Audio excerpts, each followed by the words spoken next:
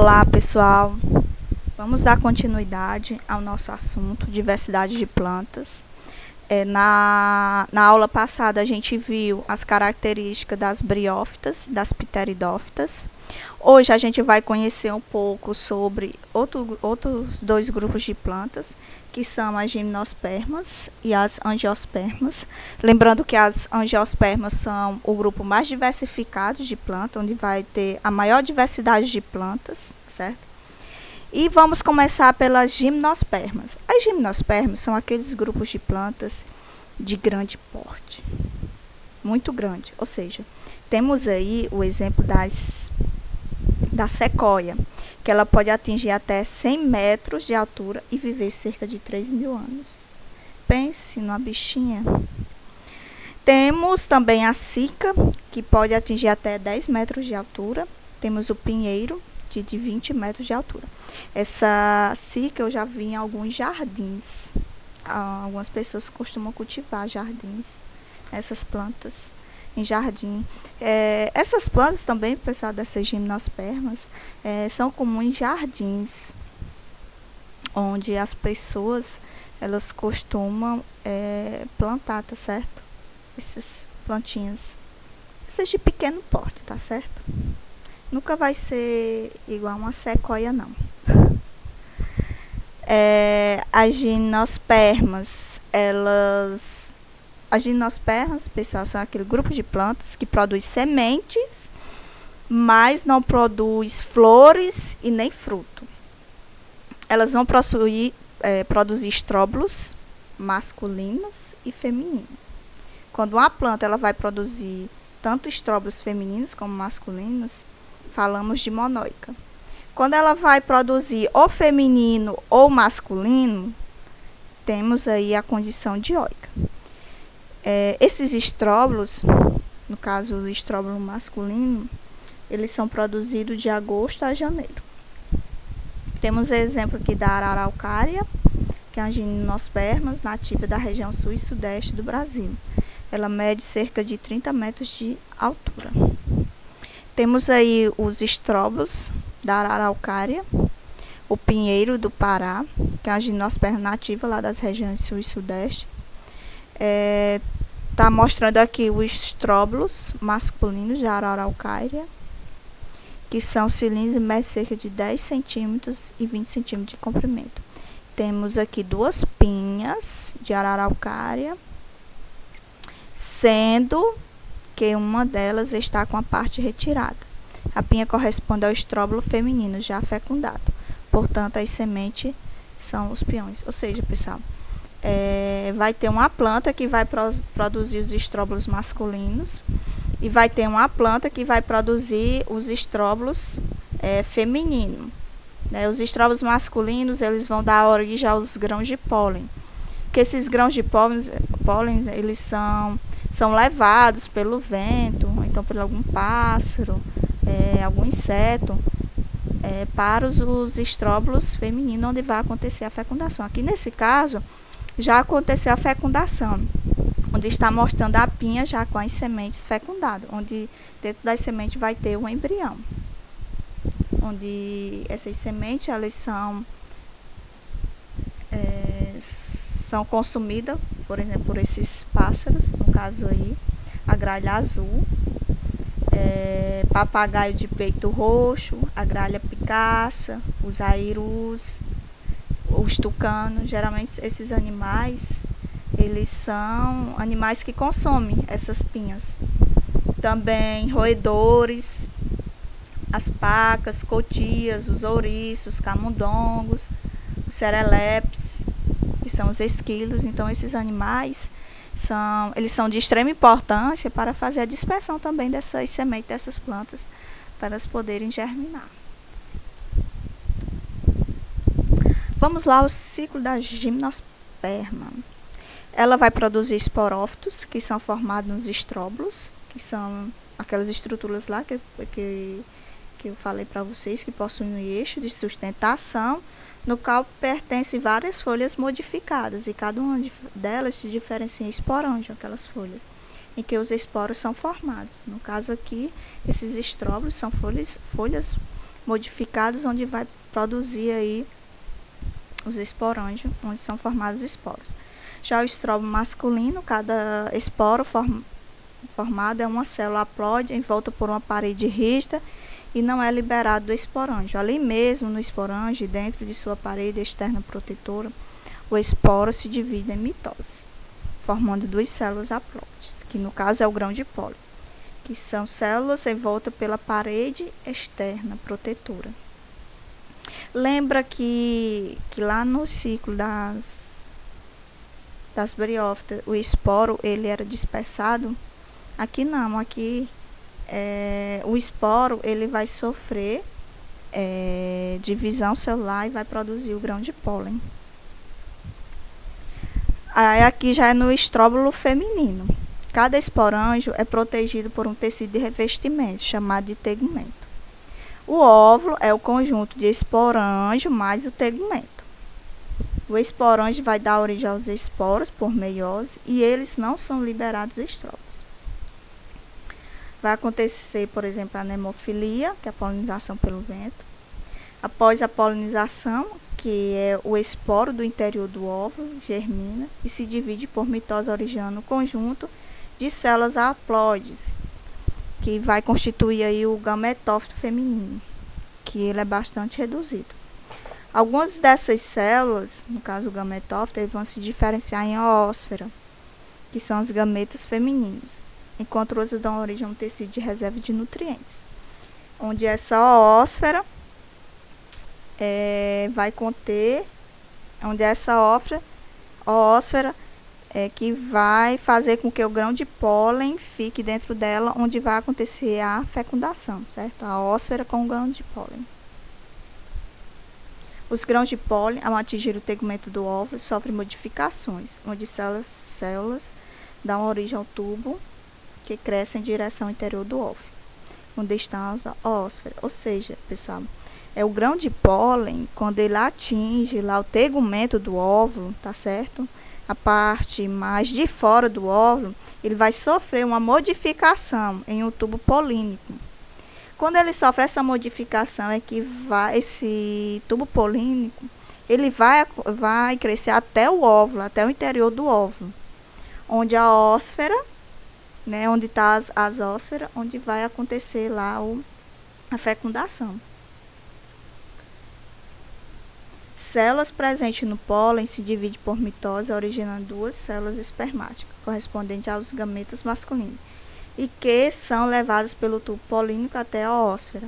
Apenas uma célula espermática fecunda uma oósfera, formando o zigoto diploide, que se desenvolve no embrião. Resumindo, então temos lá o estróbilo masculino e o feminino. O estróbilo masculino vai produzir o grão de pólen. O estróbilo feminino vai produzir a oósfera. O grão de pólen ao encontrar o ovário, ele vai produzir um tubo polínico, que esse tubo polínico vai crescer em direção à oósfera, onde vai acontecer a fecundação.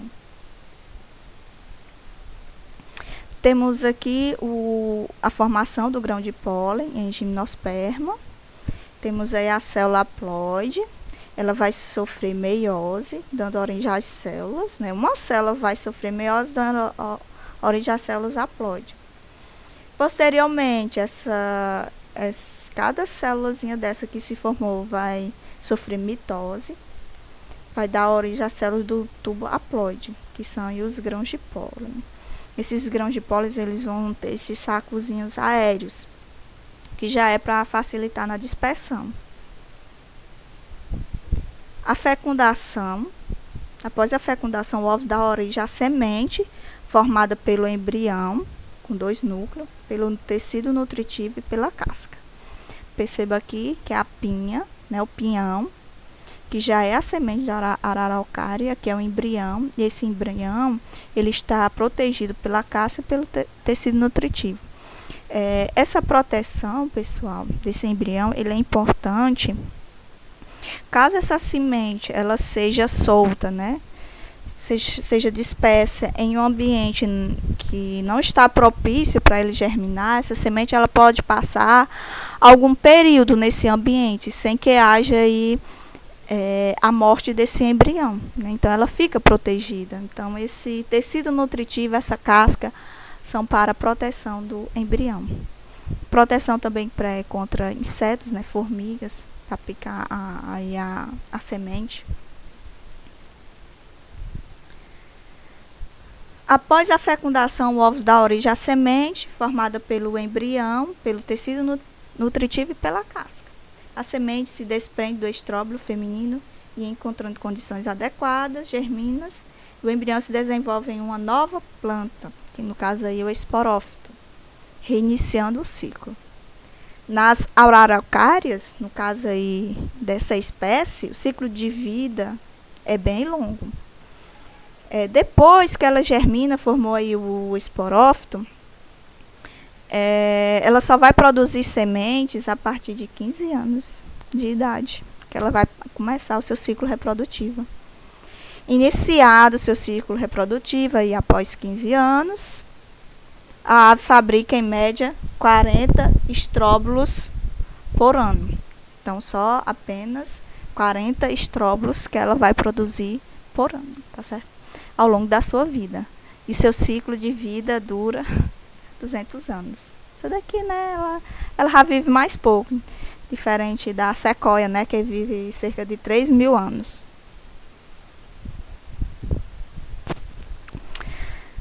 Resumindo, aqui está o ciclo das gimnospermas. Isso aqui está resumido tudo que eu falei anteriormente, certo? Lá atrás. Então, temos aí duas plantas adultas. Temos aí duas araucárias. Uma vai produzir estróbilo feminino e a outra vai produzir estróbilos masculinos. Ambos vai passar pelo processo de meiose, né, divisão celular, meiose. O estróbilo masculino vai dar origem aos grãos de pólen. O estróbilo feminino vai dar origem ao óvulo. Os grãos de pólen, eles vão passar pelo processo de polinização, né? Vão ser levados pelo vento e vai encontrar aqui com o óvulo. Após o seu encontro com o óvulo, né, da outra planta, esse grão de pólen, ele vai produzir um tubo polínico, tá certo? Esse grão de pólen tem um tubo polínico. E esse tubo polínico, ele vai se desenvolver para encontrar o óvulo. O tubo polínico conduz a célula espermática até o interior do óvulo, onde está a ósfera, né? Depois que esse tubo polínico se desenvolve. Aí sim houve aqui a fecundação, produzindo um embrião, o zigoto aí, com 2 núcleos. O zigoto origina o embrião, o óvulo origina a semente. Aqui já está a semente, onde vai ter o tecido nutritivo, a casca e o embrião, né? Lembrando que eu falei anteriormente, o embrião ele está protegido aqui dentro da semente, tá certo? E posteriormente essa semente ela será levada pelo vento, pelo pássaro, pelos esquilos, onde são dispersadas e quando encontrar um ambiente propício, ela germina, certo? Originando uma plantinha nova, tá certo? Aqui é o ciclo de vida das gimnospermas. Pronto, pessoal. Concluímos a parte das gimnospermas. É bem simples, o ciclo de vida dela é bem simples. Agora a gente vai para outro grupo de plantas, que são as angiospermas. As angiospermas, elas são grupos de plantas mais diversificadas. Elas são plantas que vai ter aí flor, né, folha e fruto. E vão também distinguir as sementes, as raízes, as folhas e as plantas. São bem diferentes, é um grupo bem diversificado. São plantas que são encontradas no solo, no mar e em água doce. São encontradas em diversos ambientes.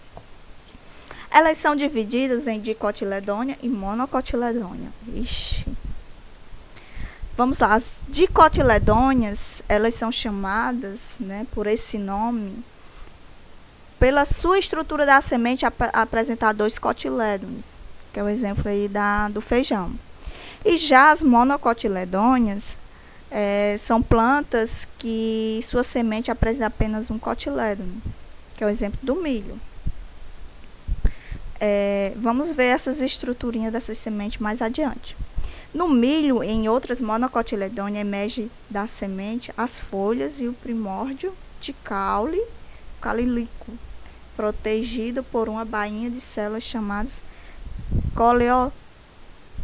coleopítulo, certo? Vamos ver as estruturinhas.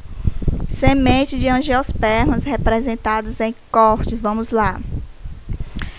Temos o exemplo do feijão, que é dicotiledônio, que eles apresentam 2 cotilédones, como vocês podem ver aqui, ó, 1, 2. Um dos cotilédones vai ter os primórdios das folhas, que são as primeiras folhas, e o embrião. E já no milho, que é a monocotiledônia, ele vai apresentar apenas um cotilédone. Que esse cotilédone ele vai dar origem ao endospermas, o coleopítulo, que são as primeiras folhas, o botão vegetativo, que vai dar também origem aqui à raiz. São bem diferentes. Só que monocotiledônio também vai se diferenciar, não apenas só na semente, tá certo? Vão se diferenciar também nas flores, frutos e nas folhas e nas raízes. As raízes, vamos lá. As raízes das monocotiledôneas é do tipo ramificado, radicular ramificado. E as monocotiledôneas, que é no caso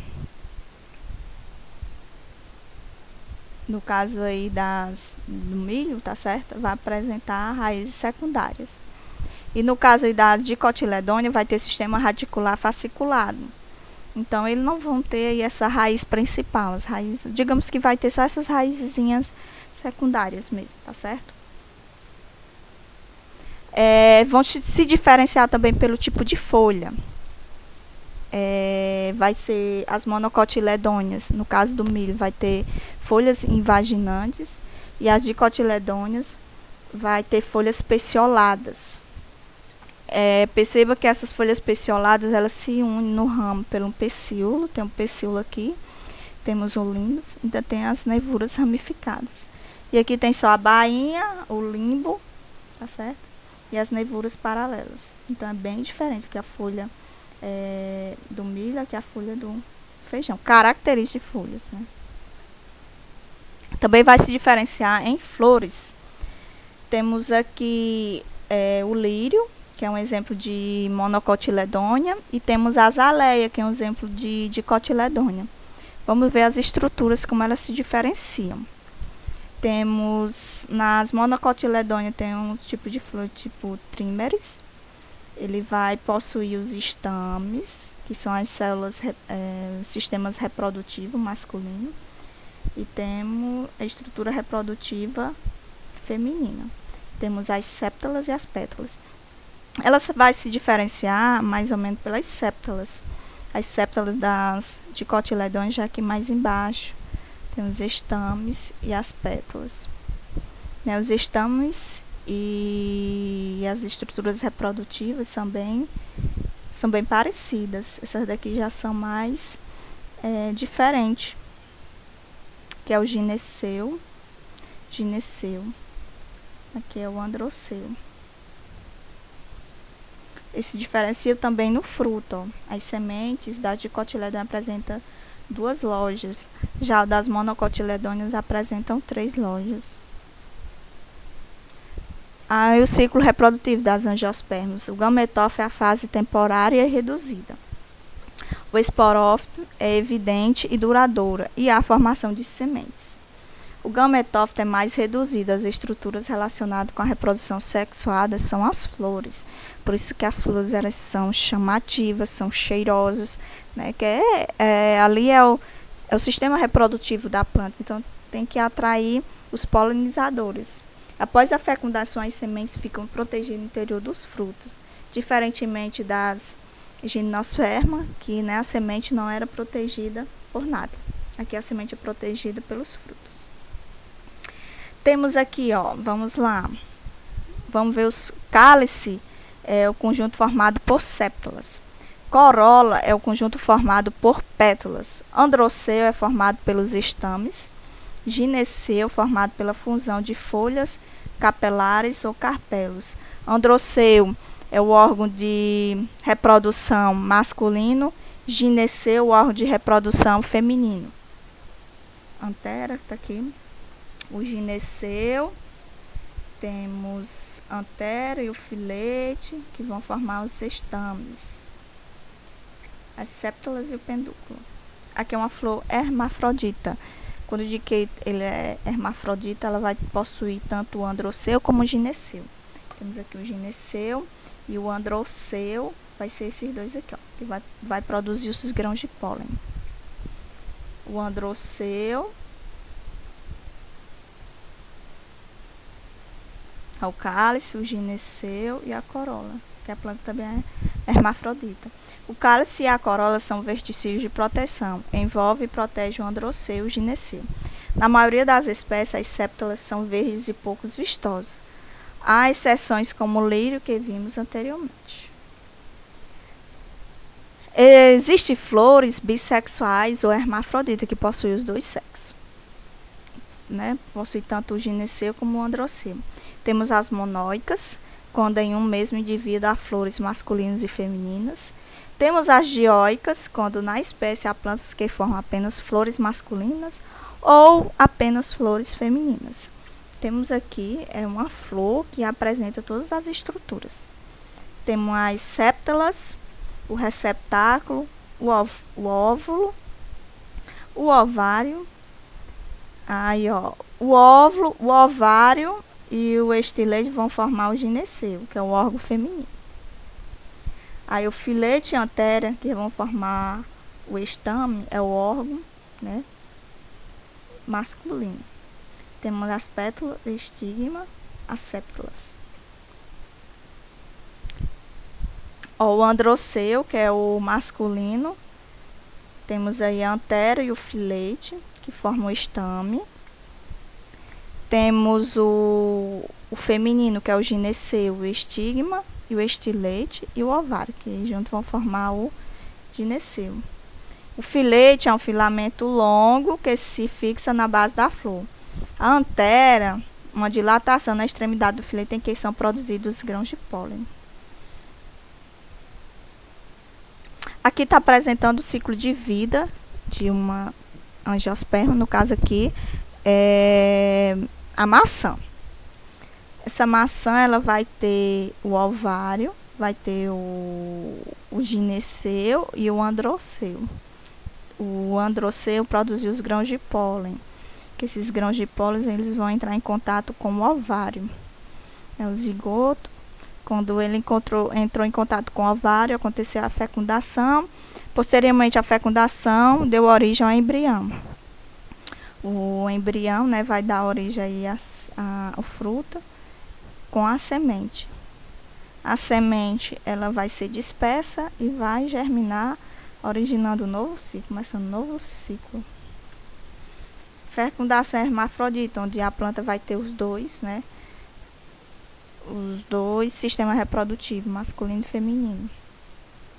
Temos aí o gineceu e temos o androceu. Ó, o grão de pólen, ele vai entrar nesse tubo aqui, tubo polínico, onde vai encontrar o óvulo, onde vai acontecer a fecundação. Aqui é o grão de pólen, os núcleos espermáticos. Aqui é o tubo polínico.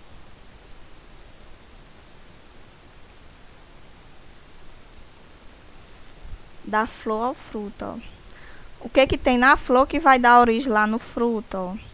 Essa parte aqui a parte externa do ovário vai dar origem à parte externa do fruto. A parte interna vai dar origem à semente do fruto. Essa partezinha aqui verde vai dar origem ao pé de carpo, que é a parte comestível, né? Onde vai ter a nutrição do embrião. Aqui a gente vai ver a diversidade de flores e a diversidade de polinização, seus polinizadores. Quando eu digo que a polinização é feita pelo vento, a gente chama de enomofilia. Quando são polinizados por animais, como insetos, borboleta, abelhas, elas são chamadas de entomofilia. Quando é polinizado por pássaro, no caso aí do beija-flor, ornitofilia. Quando é polinizado por morcegos, quiropterofilia. Então, lembrei desses nomezinhos. Então, as plantas, elas produzem glândulas odoríferas, que eles emitem cheiros que pode ser percebido a alguma distância. Nectários, que produzem um néctar, uma mistura nutritiva de diversas substâncias, muito apreciada por insetos e aves. O néctar serve como fonte de energia para os visitantes florais. Então, essas glândulas odoríferas, elas produzem odores. Às vezes, tem planta, pessoal, que fede, viu? Tem uma espécie de cactácea, que ela produz uma flor bem feia. Assim, feia assim, né? A espessura feia porque a gente diz que ela tem um mau cheiro. Mas esse mau cheiro é percebido pelos polinizadores delas, que são as moscas. Então, são polinizadas aí pelas moscas. Então, ela tem até um mau cheirozinho, viu? E já tem outras plantas que são cheirosas, né? Então, atrai borboleta, atrai os pássaros, no caso o beija-flor. Então, há uma diversidade de polinizadores e a diversidade de flores. Aqui temos a diversidade de flores. Temos as flores do tipo gancho, que no caso aí da etrina. Temos do tipo umbela, que no caso da erva doce. Temos do tipo espiga, que no caso das flores de trigo. Aqui, ó. Temos do tipo capítulo, que no caso do girassol. E é isso, pessoal, que eu pretendia mostrar para vocês. Alguma dúvida, pode perguntar. Até mais.